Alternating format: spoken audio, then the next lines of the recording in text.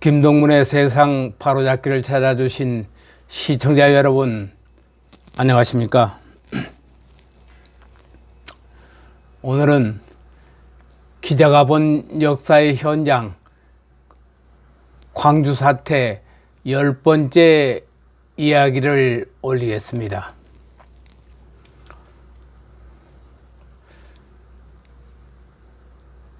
피신했던 예비군 대대 부대 앞에는 무장을 하고 쳐들어오겠다고 공포를 쏘아대면 폭도들의 기습 공격이 걱정되어서 나는 나주 군청 내무과장한테 온 전화에 무턱대고 300명의 진압군이 나주 대대에 투입되었다며 거짓 정보를 흘려주었던 것입니다.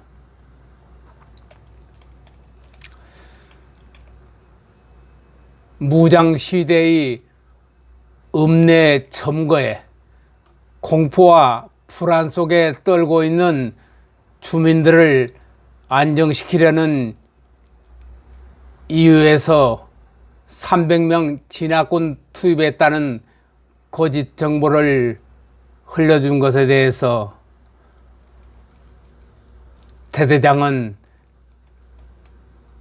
궁금증이 풀리는 듯 향후 어떤 방법으로 대처할 것인가를 의논하자고 하더군요.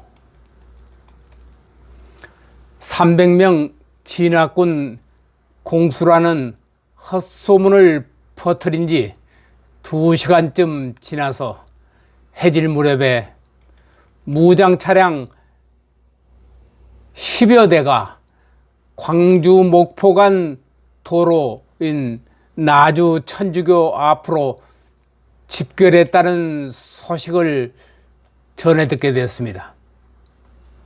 나는 무장 차량 10여 대가 나주 천주교 앞에 집결해 있다는 소리에 허위 정보를 흘려준 내 실책에 당황했습니다. 만일에 이들의 공격으로 인해 60명의 희생이 생긴다는 최악의 사태를 생각하니 거짓 정보를 흘려준 내 자신이 불안했던 것입니다. 시민군을 자처한 이들이 부대 점거를 위해서 특공대와 기동 타격대까지 결성했다는 소식을 시내에서 전화상으로 듣고 보니 진압군 공수설을 퍼뜨린 잘못에 나는 온몸이 떨리더군요.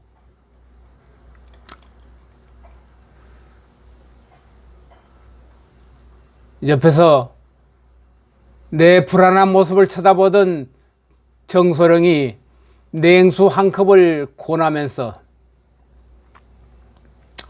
이건 형님 잘못이 아닙니다.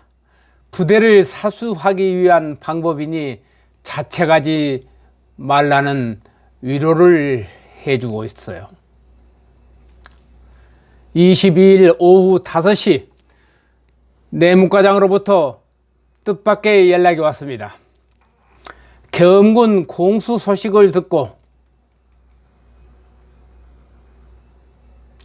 뜻이 있는 은민들이 시위대를 설득하겠다며 수습 대책에 나섰다는 반가운 소식이 왔습니다.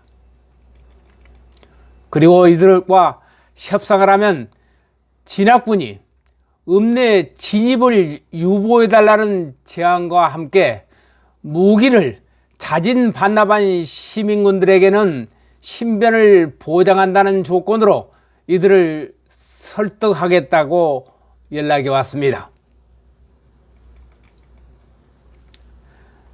연락을 받은 대대장은 흐뭇한 표정으로 주민 대표들이 부대에 올 경우 300명의 병력이 거짓이 들통나지 않겠냐면 나를 쳐다보더군요.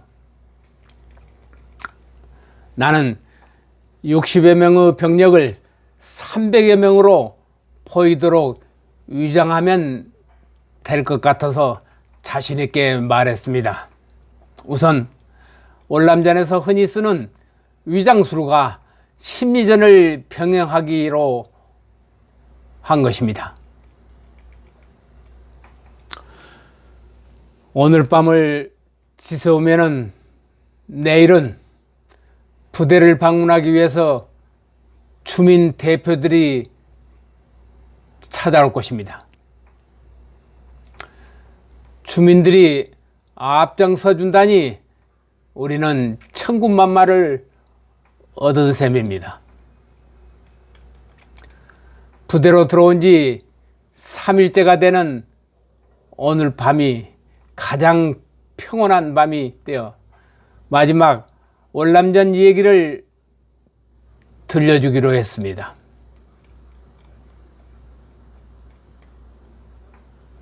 함께 있던 20대 후반의 김중희와 교육장교인 이중희가 초등학교 시절에 월남에 있는 국군장병 아저씨께 이문편지 쓰던 기억이 새롭다면서 이야기를 재촉하더군요. 나는 김치통조림 초변작전에 이어서 이사종 보급품인 정글복과 정구라의 국산화 조변작전의 비화를 얘기했습니다. 김치작전 실시 이후 2달 만에 사이공에 있는 주월 한국군 사령부로부터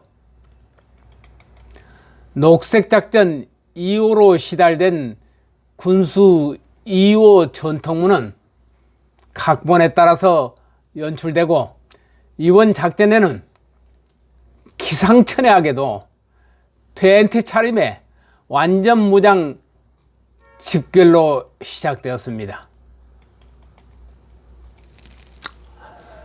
부대 연병장에 벤트 차림에 방탄 조끼를 입고 수류탄을 매달고 완전 무장을 한 병사들이 부대 주변 정글 8부 능선의 탈환 작전은 실전을 방불케 한 작전인 만큼 헬기에서 공포탄 기관총 사격과 지상의 기관총 사격이 퍼붓는 만큼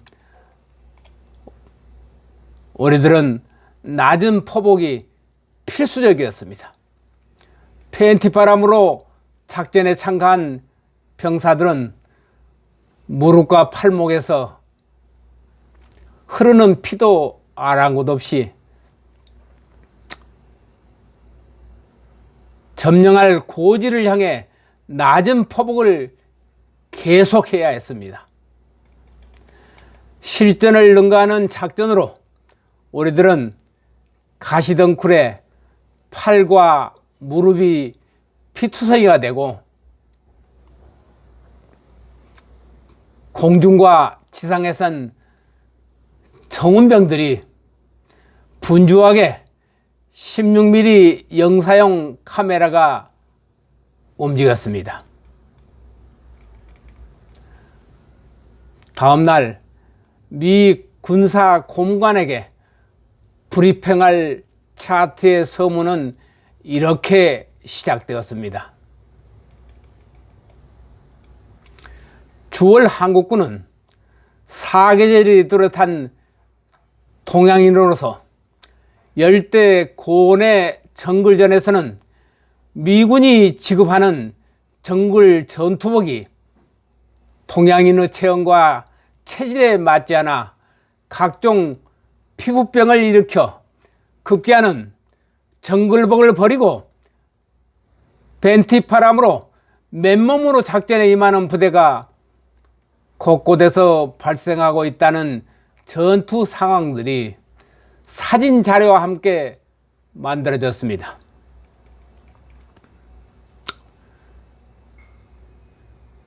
브리핑 내용을 본 주월 미국 국방부 군사 고문관은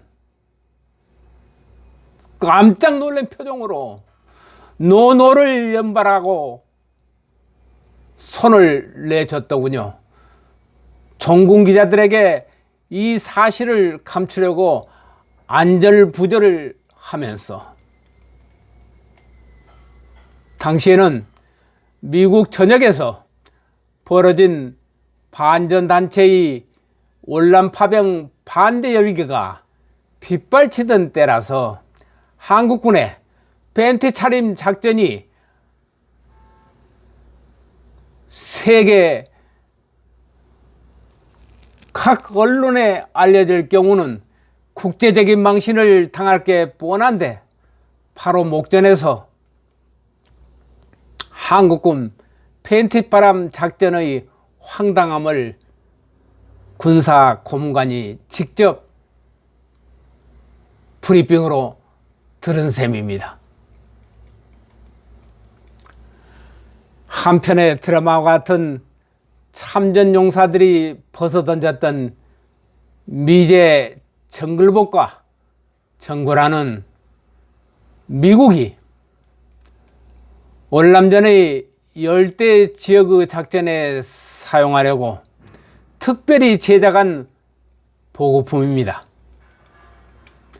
정글복은 땀의 흡수가 뛰어나고 정구라는 오랜 시간 늪지대에서 신발을 벗지 않고도 견딜 수 있는 특별한 제품인데도 미국이 지급하던 최상의 보급품을 우리들은 내던지고 최하의 국산 보급품을 선택했던 한국군 사령관 최명신 장군님과 국산화 꿈을 이룬 14성 부대 백군수 이범준 장군의 애국심을 우리는 많은 세월을 지난 지금도 잊지 않고 있습니다. 월남전을 통해서 참전 용사들은 단 한 푼의 달러를 얻기 위해서 세부치 한 조각이라도 고국으로 보내고 전쟁 비용을 아껴서 고국으로 보내는 것을 최대의 자랑으로 자긍심으로 여겼던 것입니다. 그 특명작전의 명칭은 바로 모든 전쟁 장비를 국산화하라 였습니다. 특명작전의 성과로 모든 이사종 보급품이 국산화가 된 후 한국군에게 지급되는 넌닝과 팬티, 정글복, 정거라들은 무더위 속에 흐르는 땀을 얼룩져 지급된 지 하루 만에 옷들이 찢겨지기도 했지만은 고국에서 우리 부모 형제의 손길과 채취를 느끼면서 아무런 불평 한마디 없이 찢겨진 국산 정복을 입고 우리들은 전투를 했던 것입니다. 벽시계가 새벽 3시를 알리자 김중희가 월남전에서 한국군의 피해가 얼마나 되느냐고 제게 물어왔습니다. 그리고 베트콩과 현지 주민들의 식별을 어떻게 했는지 궁금하다며 나를 쳐다보더군요. 나는 김중희의 궁금증을 털어주기 위해 월남전의 배경과 그 나라 국민성을 현지에서 느낀 대로 이 얘기를 해 주었습니다.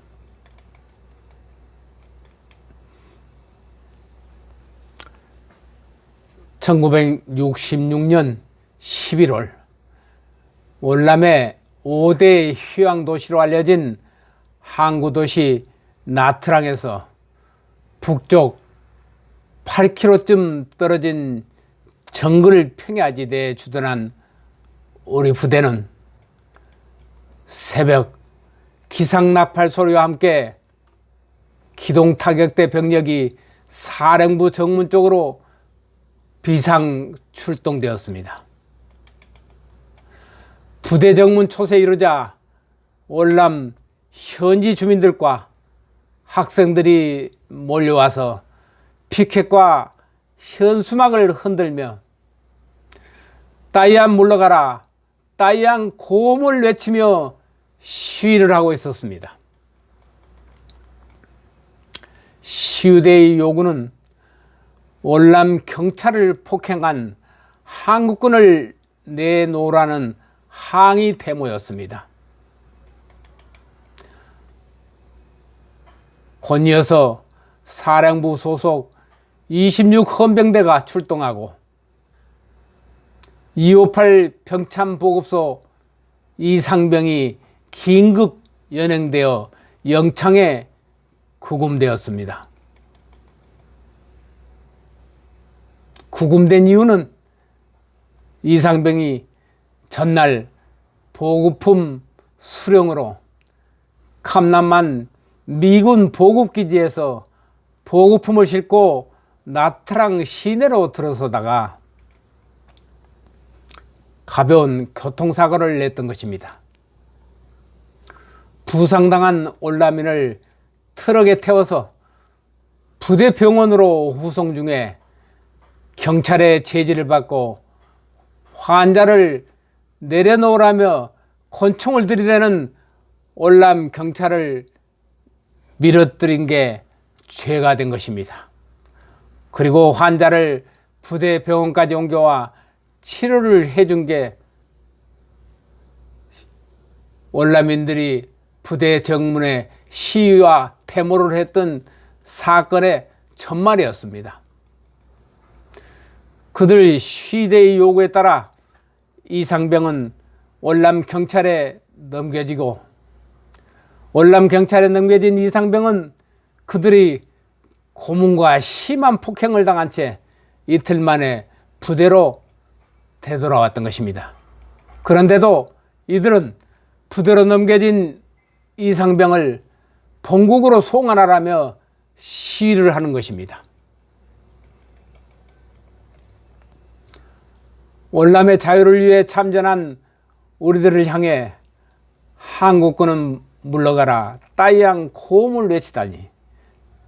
더구나 교통사고 환자를 병원에 후송하려던 이상병에게 고문과 폭행을 한 후 본국 송환의 억지를 부리는 월남의 국민들.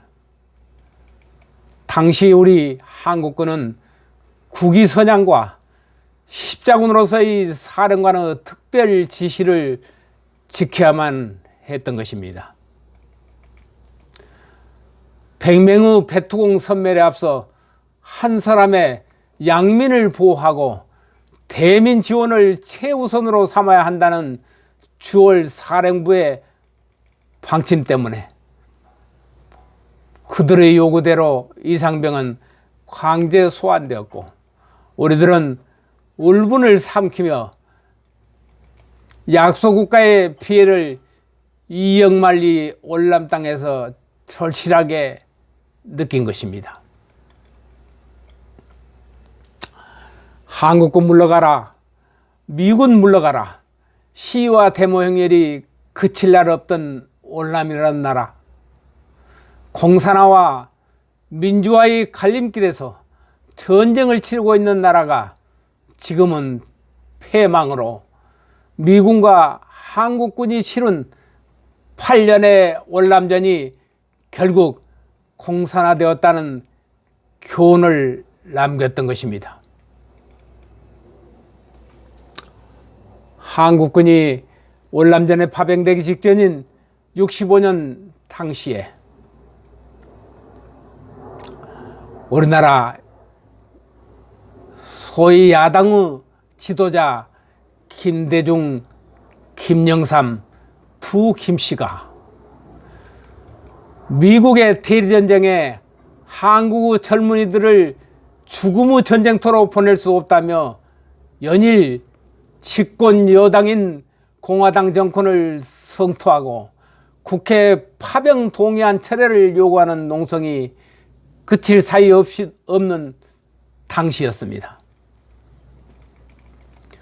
자식들을 전쟁터로 내몰아야 하는 파병 반대의 원성은 심했지만 국가의 부름에 월남민의 자유와 평화를 위해 파병된 우리들에게 한국군 물러가라 따위한 고음을 외치는 이들의 모습에서 지금 탈취한 무기를 들고 부대를 공격하겠다는 저 무장 폭도들의 모습에서 우리나라가 월남과 똑같은 일란성 쌍둥이처럼 느껴진다며 김중희의 월남전 이야기에 나는 화답을 했던 것입니다. 오늘 10번째 얘기는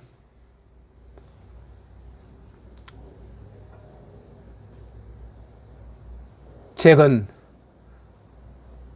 박지원 의원이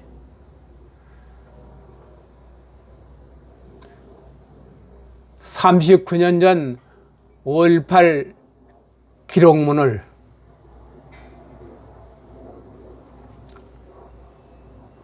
보안사령부에서 내놓아 새로 밝히겠다고 나서고 있습니다.